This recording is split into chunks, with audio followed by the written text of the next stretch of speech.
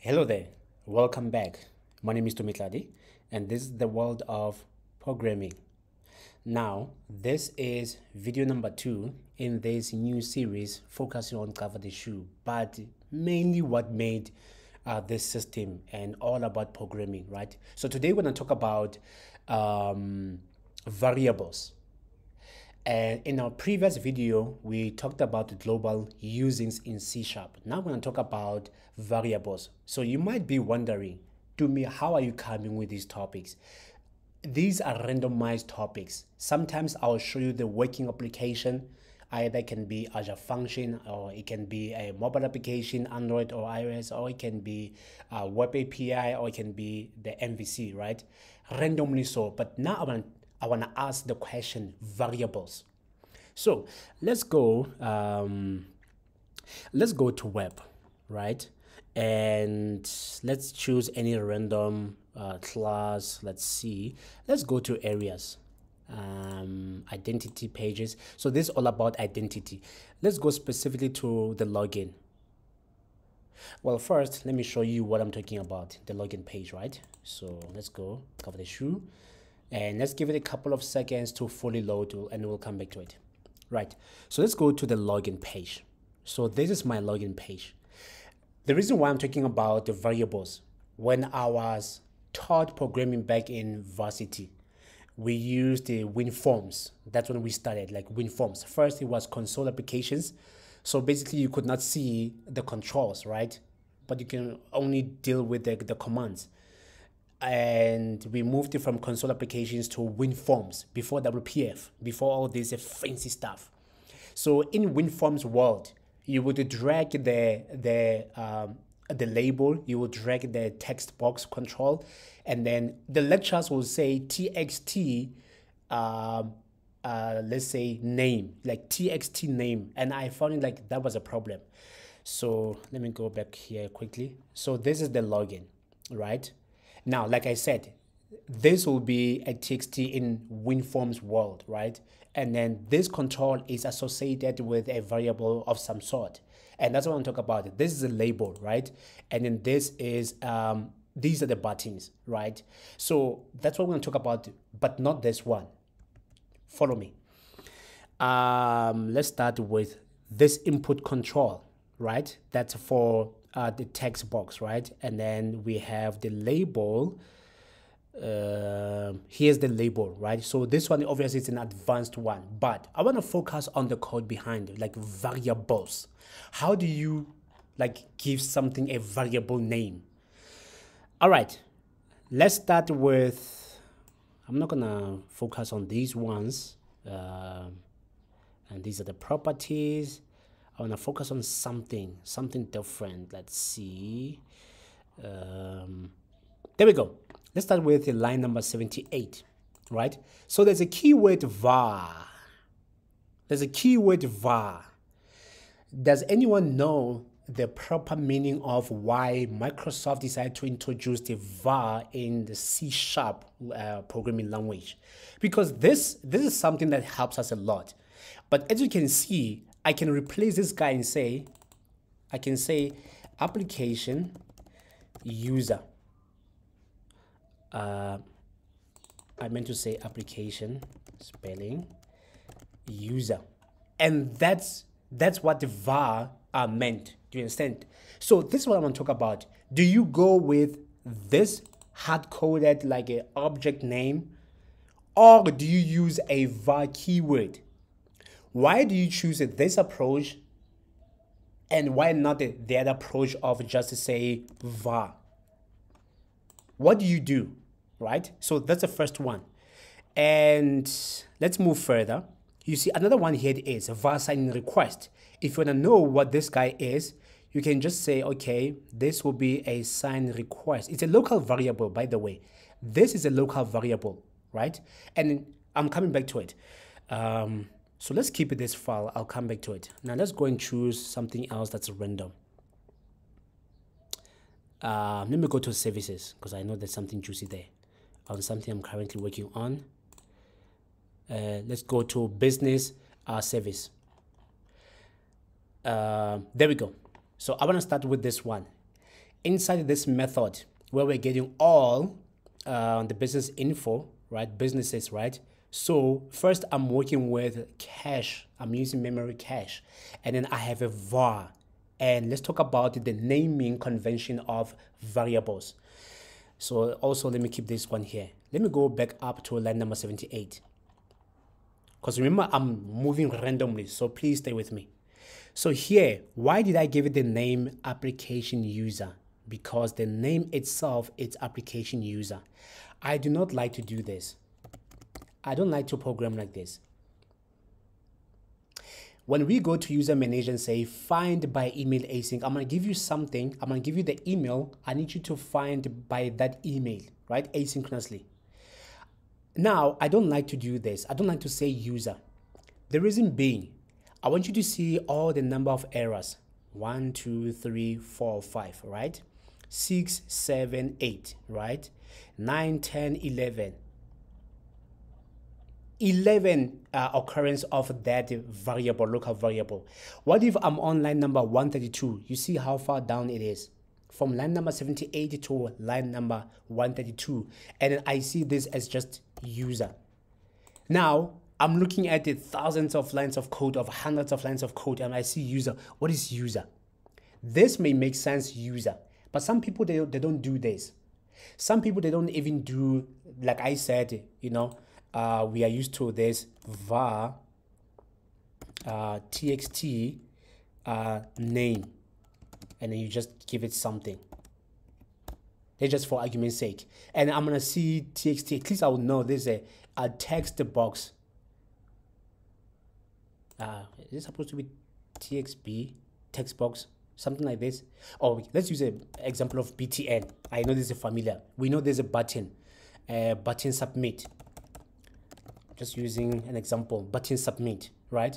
Okay, I may look at it through hundreds of lines of code, button submit, but it still doesn't tell the other programmer.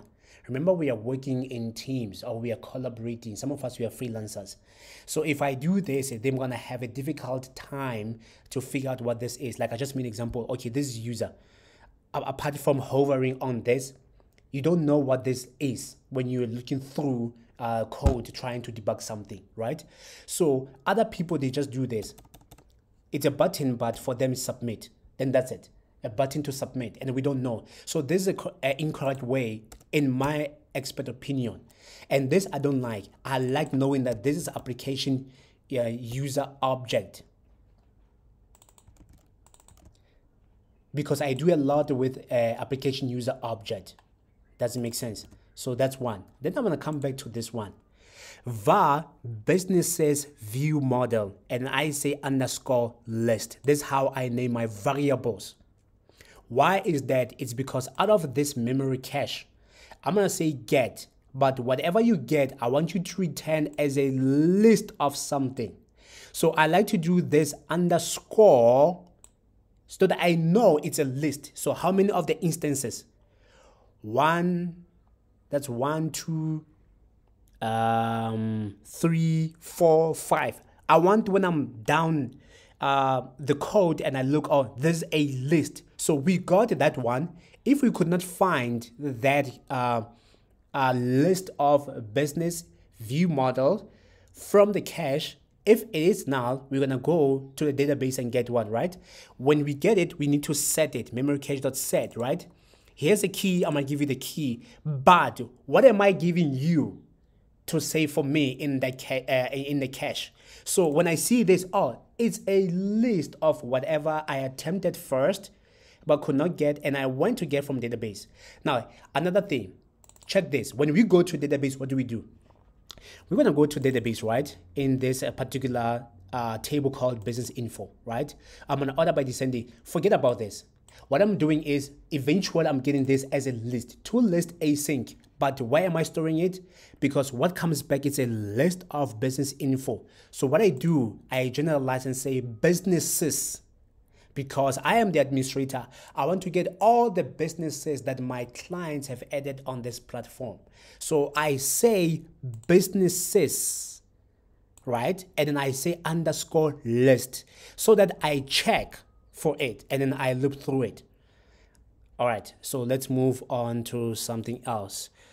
Let's go to controller. Maybe we might find something there on something I'm currently working on. Let's go to this guy. I don't know if we might find something. Oh, you see that one? When we get all the businesses, still look at it, because it's the same thing. Where we've been, okay, from there, we're just here on getting all. Now let's go back to the controller. Now, when I come back from the services asking for data from a database, I'm now feeding that data to the controller. I still need to be consistent about my variables. It's very important, because what does this guy return? Look at what it returns. It returns a list of business info view model, right? So I'm gonna be consistent, say, hey, we are getting all the businesses as a list, and then I'm feeding that data somewhere. So that's the index. So what about the info? Now info, if I go and ask you for information, now this is gonna be very interesting. Let's go there. For info, so I am returning something specific. So I'm gonna get one business, right? And then out of that, I'm going to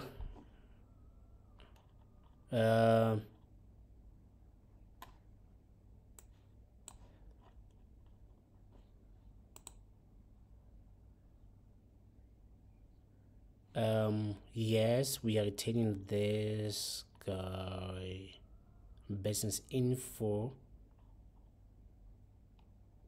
Oh, this edit, sorry, I know something is confusing, sorry.